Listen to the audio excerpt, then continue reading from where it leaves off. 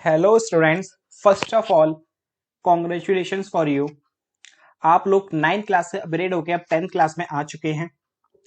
और जैसा कि आपको पता भी होगा कि भाई हमारी 10th की बुक जो थी पिछले साल से और इस साल में कुछ नया एडिशन हुआ है।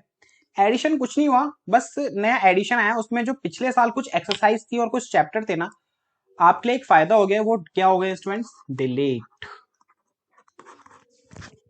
तो अब इस चैनल पे आपको जितनी भी वीडियोस मिलेंगी वो सारी की सारी आपकी अपडेटेड सिलेबस के बेसिस पे होगी।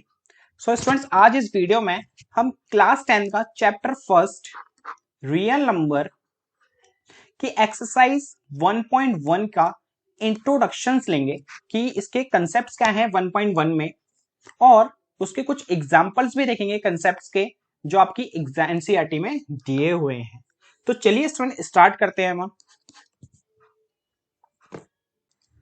सो स्टूडेंट्स, हमारी एक्सरसाइज 1.1 का फर्स्ट टॉपिक है the fundamental theorem of arithmetic. तो भाई ये फंडामेंटल थ्योरम ऑफ अर्थमेटिक क्या है? उससे पहले ना इसकी डेफिनेशन के अंदर कुछ टर्म्स यूज हुई हैं, जैसे composite number, product of primes. तो इनका मतलब समझ लेते हैं ताकि जब हम ये डेफिनेशन रीड करें तो हमें अच्छे से समझ आ सके। जैसे इसने फर्स्ट टर्म बोले है कंपोजिट नंबर, तो भाई ये कंपोजिट नंबर क्या होता है students? Composite number, composite number ऐसे नंबर्स होते हैं इसके मोर देन 2 फैक्टर्स हो। जैसे 6 है, ये 1 की टेबल में भी आता है, ये 2 की टेबल में भी आता है, और ये 3 की टेबल में भी आता है, और ये खुद के 6 की टेबल में भी आता है। तो देखो उसको 1 2 3 4 मोर देन 2 फैक्टर हुए ना, तो इसका मतलब 6 क्या हुआ स्टूडेंट्स? एक कंपोजिट नंबर। एक एग्जांपल और देखते हैं, जैसे 8 है, ये 1 की टेबल में आता है, ये 2 की टेबल में भी आता है, और ये 4 की टेबल में भी आता है, खुद के 8 की टेबल में भी आता है। तो देखो मोर देन 2 फैक्टर्स हुए ना, तो इसका मतलब 8 भी क्या है? एक कंपोजिट नंबर है। अब जैसे देखो 3 है, अब ये 1 के में आता है और खुद की टेबल में आता है 3 में, और किसी की टेबल में नहीं आता। तो इसका मतलब क्या हुआ स्टूडेंट्स? ये कंपोजिट नंबर नहीं है। बिकॉज ऑफ कंपोजिट नंबर क्या होते हैं स्टूडेंट्स? जिसके मोर देन 2 फैक्टर्स हो, 2 फैक्टर से ज्यादा हो, तो भाई उसको कंपोजिट नंबर कहते हैं। और जिसके एग्जैक्टली 2 ही फैक्टर हो, जो 1 की टेबल में और खुद की टेबल में आए, तो उसको हम कंपोजिट नंबर नहीं कहते। क्या कहते हैं स्टूडेंट्स? Prime number. जो 1 के और खुद की टेबल में है उसको हम क्या कहते हैं स्टूडेंट्स? Prime number. अच्छा, प्राइम नंबर के देखो स्टूडेंट्स एक एग्जांपल और लेते हैं। जैसे 17 है, 17 1 की टेबल में आता है और खुद की 17 की टेबल में आता है, और किसी में तो नहीं आता ना। तो इसका मतलब एक 17 भी क्या है स्टूडेंट्स? एक प्राइम नंबर है। तो देखो भाई इस प्राइम का मतलब भी हमें पता चल गया और एक कंपोजिट नंबर का भी पता चल गया। अब ये प्रोडक्ट ऑफ प्राइम क्या है? तो इसका मतलब देखो ये है product of prime. Product of prime का मतलब ये है स्टूडेंट्स, जैसे मान लो ये 24 है, अब ना हमें इसके प्रोडक्ट्स निकालने हैं, मतलब इसको ना कुछ नंबर्स में लिखना है, फैक्टराइज करना है और मल्टीप्लाई करके 24 ही आए। और जो नंबर्स हो ना जिसको मल्टीप्लाई करके 24 आ रहा है, वो सारे के सारे नंबर्स प्राइम नंबर हो। वो सारे के सारे नंबर्स क्या हो स्टूडेंट्स? Prime number. तो वही कहलाता है प्रोडक्ट ऑफ प्राइम। दोबारा समझो, मैं ये कह रहा हूँ ये 24 है, अब ना इनको मैं कुछ नंबर्स में लिखूंगा मल्टीप्लाई की फॉर्म में, 24 को स्प्लिट करूंगा मल्टीप्लाई की फॉर्म में। जैसे मैंने बोला भाई 6 × 4 कितना होता है स्टूडेंट्स? 24। लेकिन अब इस तरह से मैंने मल्टीप्लाई की फॉर्म में लिखे, लेकिन जो ये नंबर आ रहे हैं ना, ये क्या होने चाहिए? प्राइम नंबर्स होने चाहिए। और ये प्राइम नंबर्स हो जाएंगे तो इसका मतलब क्या हो जाएगा? यही सारे नंबर्स प्रोडक्ट ऑफ प्राइम हो जाएंगे किसके? 24 के। फिलहाल 6 और 4 प्राइम नंबर तो है नहीं, तो उसका मतलब ये आंसर भी इसका नहीं है। तो अब कैसे निकालते हैं भाई प्रोडक्ट ऑफ प्राइम? तो देखो हमने छोटी क्लासेस में स्टूडेंट्स एलसीएम निकालना सीखा है, सेम उसी मेथड का यूज करके हम प्रोडक्ट ऑफ प्राइम निकालेंगे। 24 है, किस टेबल में आता है? सबसे छोटे नंबर में, 2 की टेबल में, है ना? 12 बार में। अब 12 कौन से सबसे छोटी टेबल में आता है? 2 की टेबल में। आने को तो ये 3 में भी आता है, 4 में भी आता है, लेकिन आपको सबसे छोटे से डिवाइड करना है। 12 6 बार में, दोबारा ये 2 3 बार में, 3 की टेबल में 3 1 बार में।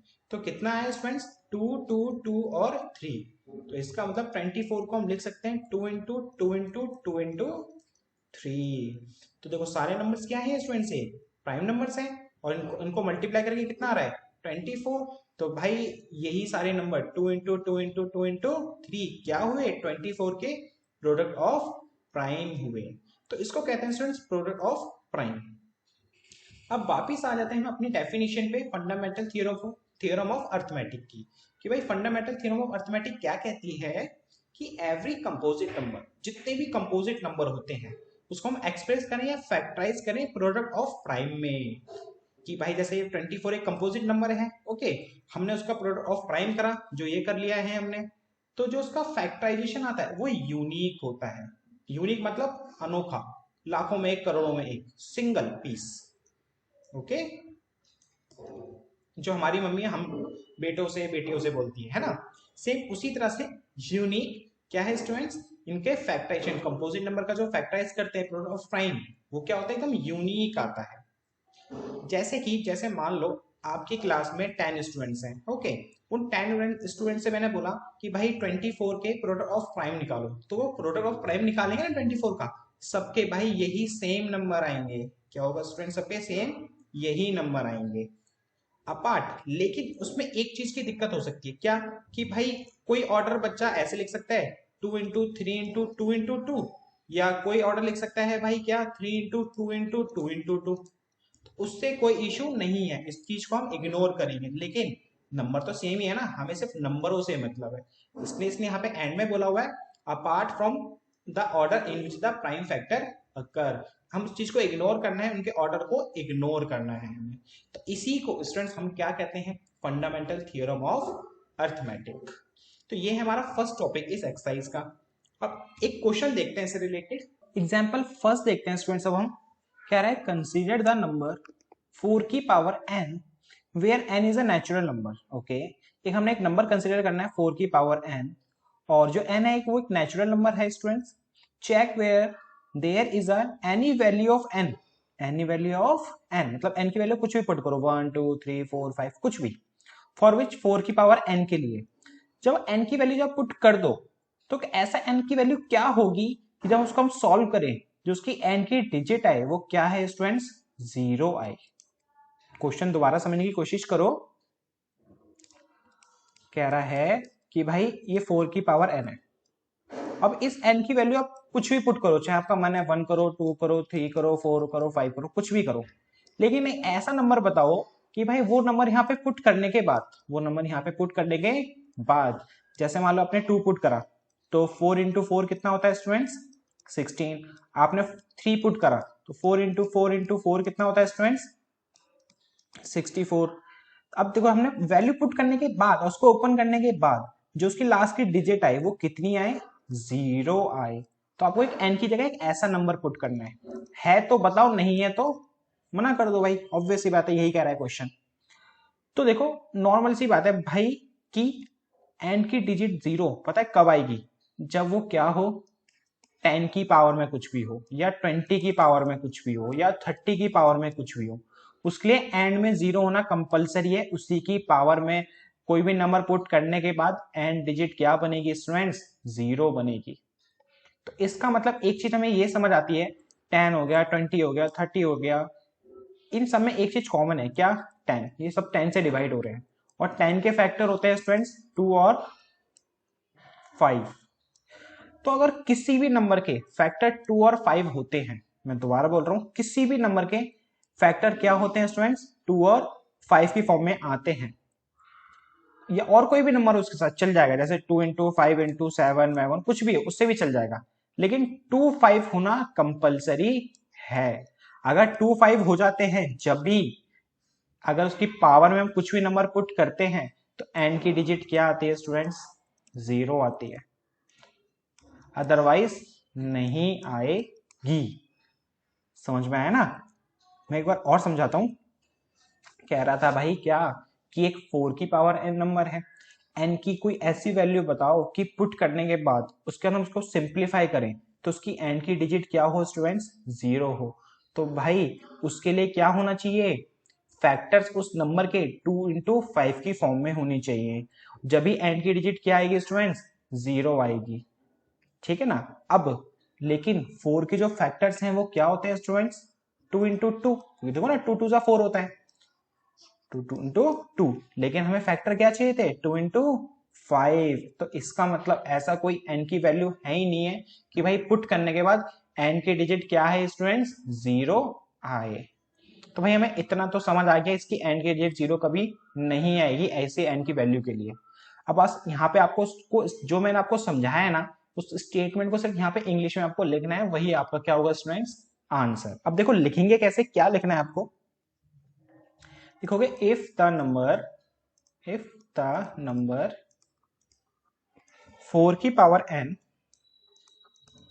For any n where to and with the digit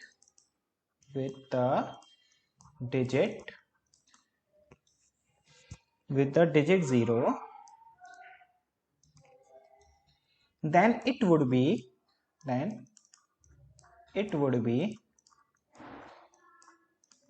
factor of, क्या होना चाहिए फैक्टर, 2 इंटू 5 की फॉर्म में। अब देखो 2 की पावर कुछ भी हो, 5 की पावर कुछ भी, उससे हमें कोई लेना देना नहीं है, बस 2 और 5 जरूर होना चाहिए, है ना। Then it would be factor of 2 into 5, but factor of 4 equal to 2 into 2, so there is no natural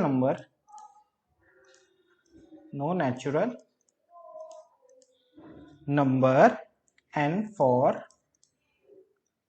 which 4 की power n and with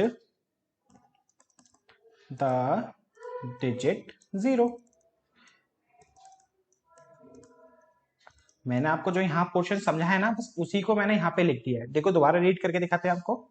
if the number 4 की power n for any n to end with the digit 0, अगर 4 की power एक n number है और अगर for any n, किसी भी n के लिए अगर n की डिजिट हमें 0 चाहिए, तो उसके लिए हमें उस नंबर के फैक्टर क्या होने चाहिए students, 2 into 5, but factor of 4 is 2 into 2। So इसीलिए क्या हुआ student, so there is no natural number is n for which 4n and with the digit 0। इसीलिए इसके 2 इंटू 2 फैक्टर है, होनी चाहिए 2 इंटू 5, नहीं है, इसीलिए इसके ऐसा कोई n है ही नहीं है जो पुट करने के बाद n के डिजिट 0 मिले। बस यही क्वेश्चन था हमारा। अब चलते हैं अपनी नेक्स्ट स्लाइड की तरफ। अब इसमें हमें सीखना है स्टूडेंट्स एचसीएफ और LCM using prime factorisation.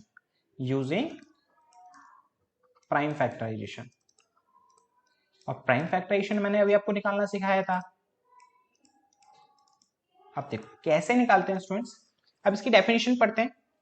Product of two smallest power of each common prime factor in the number. क्या कहना चाहता है, जो भी नंबर है, ठीक है, उसके सबसे पहले आप क्या करो, प्राइम फैक्टर करो। क्या करो स्टूडेंट्स, प्राइम फैक्टर।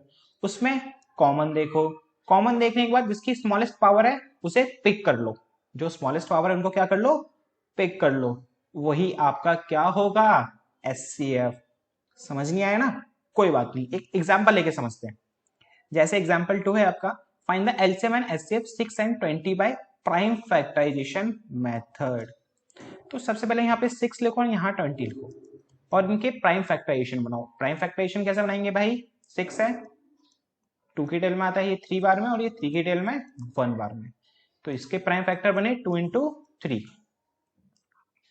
अब 20 लिखते हैं, 2 की टेल में 10 बार में, 2 की टेल में 5 बार में और 5 की टेल में ये 1 बार में। तो देखो 2 टाइम्स है ना, तो इसको मैं सीधा क्या लिख देता हूँ, 2 का स्क्वायर, क्योंकि 2 का स्क्वायर का मतलब ये होता है 2 इंटू 2 और ये इंटू 5। अब देखो हम इसका एचसीएफ क्या होगा स्टूडेंट्स। एचसीएफ के लिए मैंने क्या बताया, सबसे पहले देखो भाई कॉमन क्या है, प्राइम फैक्टर करा कर लिया, उसके बाद देखो कॉमन क्या है। कॉमन क्या है स्टूडेंट्स, इसमें 2 कॉमन है। क्या स्टूडेंट्स कॉमन है, 2। अब 2 के बाद इसमें देखो जो 2 कॉमन्स हैं उसमें स्मॉलेस्ट पावर किसकी है, इसमें है 2 का स्क्वायर, इसमें 2 की पावर कुछ नहीं तो क्या हो गया स्टूडेंट्स, 1। तो हमें स्मॉलेस्ट पावर वाला पिक कर लेना है, तो स्मॉलेस्ट पावर वाला क्या है, 2 की पावर 1 मींस 2। तो इसका एचसीएफ क्या हो गया स्टूडेंट्स, 2। अगर और नंबर और कोई भी नंबर कॉमन होता तो उनको भी इनके साथ मल्टीप्लाई में यहाँ पे लिख देते हैं, मल्टीप्लाई करके हमारा एचसीएफ आ जाता। अब इसी तरह से देखो कुछ एलसीएम भी है। एलसीएम में क्या करना होता है भाई, product of the greatest power of the each prime factor, सारे के सारे प्राइम फैक्टर देखो और जिसमें सबसे ग्रेटेस्ट पावर है ना सबको पिक कर लो। इसमें ऐसा कॉमन वॉमन आपको कुछ नहीं देखना। जैसे एग्जांपल से समझते हैं, जैसे 6 है, 6 के फैक्टर क्या बने थे अभी, 2 इंटू 3 और 20 के 2 का स्क्वायर इंटू 5। आपको कॉमन वॉमन कुछ नहीं देखना, किसके अंदर स्टूडेंट्स, एलसीएम के अंदर कॉमन आपको नहीं देखना। जिसकी भी ग्रेटेस्ट पावर है सबके उठा लो। देखो 2 यहां भी है, 2 यहां भी है, तो इस वाले 2 को नहीं पिक करेंगे, सिर्फ किसको पिक करेंगे, 2 के स्क्वायर को। मैंने बोला ना डेफिनेशन है क्या कि भाई ग्रेटेस्ट पावर पिक कर लो। अब 3 यही है और कहीं तो है ही नहीं, तो ऑब्वियस सी बात है और कहीं नहीं है, तो ये 3 अकेला खुद में ही बड़ा हुआ, तो इस 3 को पिक कर लो। 5 यहाँ है, 5 यहाँ कहीं नहीं है, तो अब कंपेयर करने का लॉजिक ही नहीं कि भाई 5 कौन सा बड़ा होगा, अभी अकेले में ये खुद ही लिखा है ना, तो ये खुद में ही बड़ा है, तो इनटू में 5। अब इन सबको क्या कर देंगे स्टूडेंट्स, मल्टीप्लाई। 2 का स्क्वायर 4, 4 3 जा 12, 12 5 जा 60, तो इसका एलसीएम आया स्टूडेंट्स 60। सो स्टूडेंट्स अब इसको एक अच्छे से और सीखने के लिए ना भाई हम एक एग्जांपल और लेते हैं। जैसे कि एक ए नंबर है, पी का स्क्वायर क्यू आर की क्यू। अब यहाँ पे पी क्यू आर ना कोई नंबर है, इस तरह से सोच लेना, ओके। और पेपर में भी बेटा 1 मार्कर क्वेश्चन इसी टाइप में आता है, वहां पे नंबर नहीं दिए होते, ये पी क्यू आर ऐसे कुछ टब में दे दिया जाता है।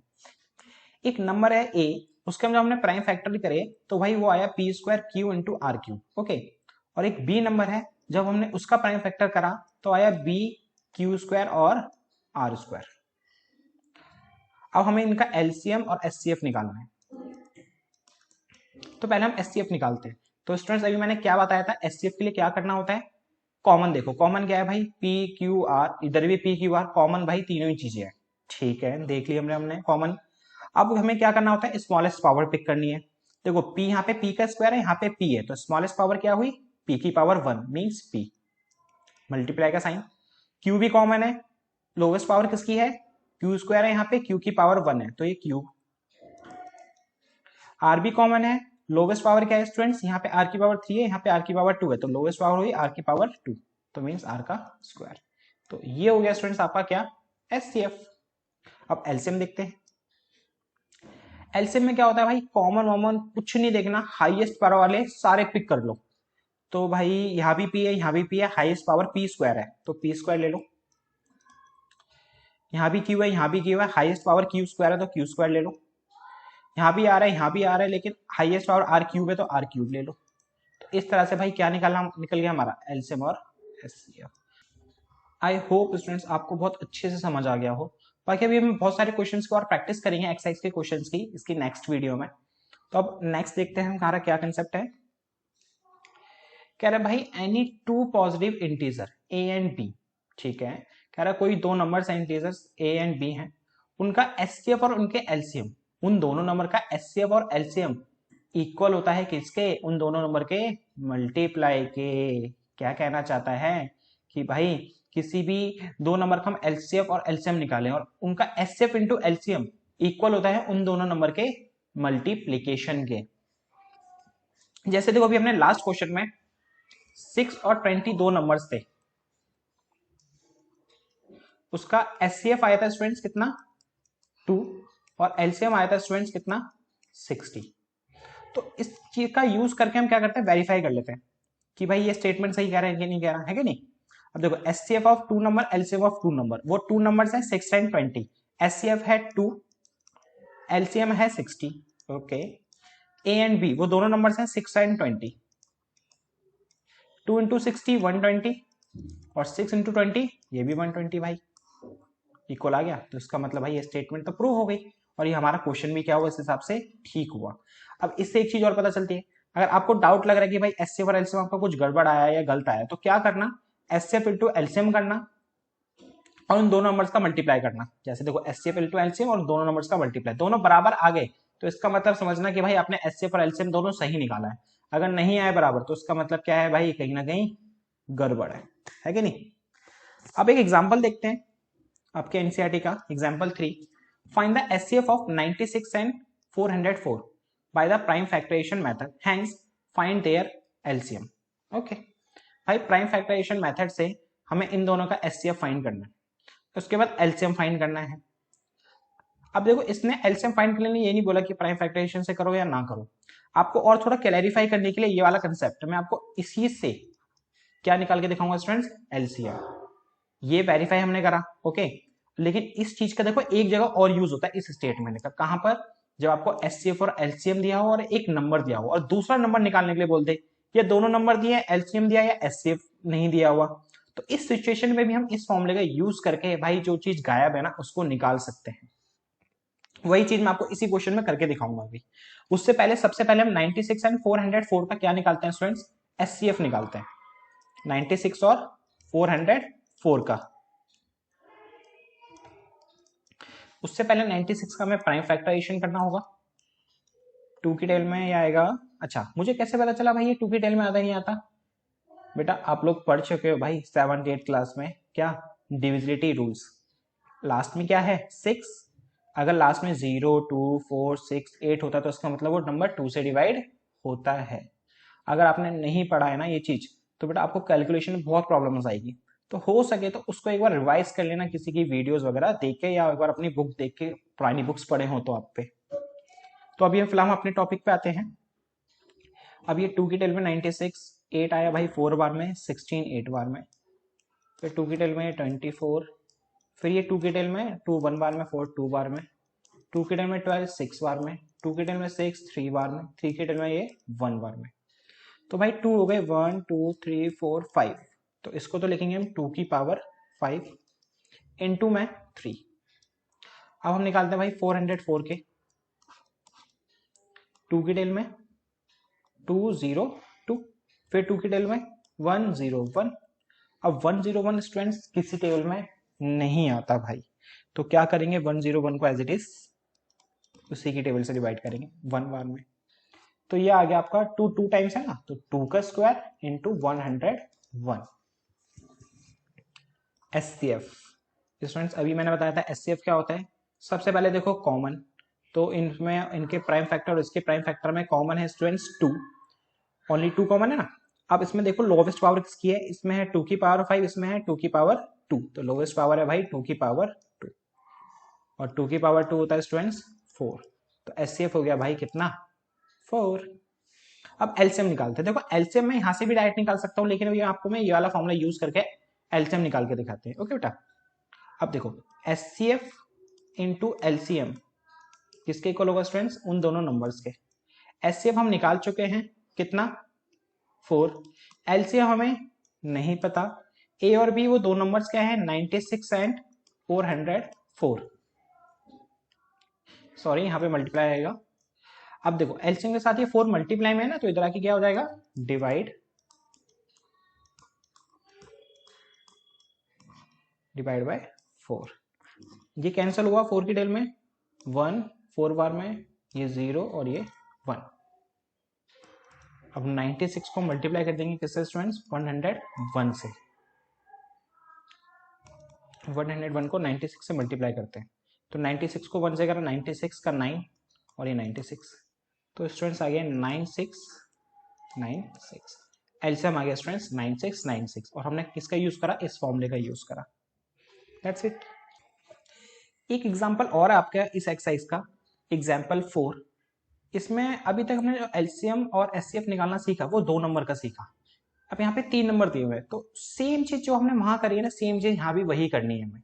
देखो कैसे, जैसे 6 है एक नंबर, एक 72 है और एक है भाई 120, तो सबसे पहले क्या करेंगे हम इसका प्राइम फैक्टराइजेशन करेंगे। 6 का तो इजी है 2 इंटू 3, 72 का निकाल के देख लेते हैं क्या आएगा, 2 की टेल में 36, 2 की टेल में 18, 2 की टेल में 9, 3 की टेल में 3, फिर ये 3 की टेल में 1, तो आया 1 2 3, 2 3 टाइम्स है तो 2 की क्यूब, 3 2 टाइम्स है तो 3 का स्क्वायर।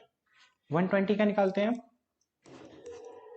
2 की टेल में 60, 2 की टेल में 30, 2 की टेल में 15, 3 की टेल में 5, 5 की टेल में 1, तो 2 है भाई 3 टाइम्स, तो ये हो गया 2 की पावर 3, 3 1 टाइम्स तो का 3 का 3, और 5 1 टाइम्स है तो 5 का 5। अब निकालते हैं भाई इनका एचसीएफ और एलसीएम, साइन फैक्टराइजेशन हो गया ना। अब एचसीएफ और एलसीएम निकालते हैं। एचसीएफ के लिए सबसे पहले क्या बता रखा है भाई मैंने कि कॉमन देखो भाई। अब वहां पे 2 नंबर थे, यहाँ 3 नंबर, तो कोई डिफरेंस नहीं है। तीनों नंबर में देखो कॉमन क्या है, तीनों नंबर में कॉमन है भाई 2 भी कॉमन है और 3 भी कॉमन है। अब 2 और 3 कॉमन है। अब इसमें 2 और 3 कॉमन है, लेकिन हमें क्या देखना होता था, लोवेस्ट पावर। देखो यहाँ 2 की पावर 1 है, यहाँ 2 की पावर 3 है, यहाँ 2 की पावर 3 है, तो लोवेस्ट पावर क्या हुई 2 की पावर 1 मीन्स 2, और 3 की लोवेस्ट पावर 3 की पावर 1 ही है, तो भाई 3, और 2 3 से कितना हो गया स्टूडेंट्स 6। तो इस हिसाब से भाई हमारा इन तीनों नंबर्स का एचसीएफ हुआ 6। अब एलसीएम देखते हैं। एलसीएम में हमें कॉमन कुछ नहीं देखना, हाईएस्ट पावर वाले सारे पिक कर लो। तो देखो 2 यहाँ भी है, 2 यहाँ भी है, 2 यहाँ भी है, लेकिन हाईएस्ट पावर 2 की 3 है, तो 2 की 3 ले लो। और हाईएस्ट पावर 3 में 3 का स्क्वायर है, और हाईएस्ट पावर 5 में 5 देखो और कहीं तो है ही नहीं, तो ऑब्वियस बात है ये अकेला है, खुद में ही बड़ा है कि नहीं, और कोई कंपेयर करने के लिए है नहीं 5 का नंबर, तो यहाँ पे 5 मल्टीप्लाई। 2 की क्यूब 8, 3 का स्क्वायर 9, और ये 5, 8 9 से 72 इंटू 5। अब 72 को 5 से करते हैं, 5 2 10 का 1 कैरी, और 5 7 से 35, और 1 कैरी था 1 इधर आया तो 360। तो भाई एलसीएम हो गया हमारा कितना स्टूडेंट्स 360, और एचसीएफ कितना हो गया स्टूडेंट्स 6। तो ये थे हमारे कुछ बेसिक कंसेप्ट और इस एक्सरसाइज के एग्जांपल। अब इस 1.1 के एक्सरसाइज के क्वेश्चन स्टूडेंट्स हम करेंगे नेक्स्ट वीडियो में। तो मिलते हैं बेटा आपसे नेक्स्ट वीडियो में।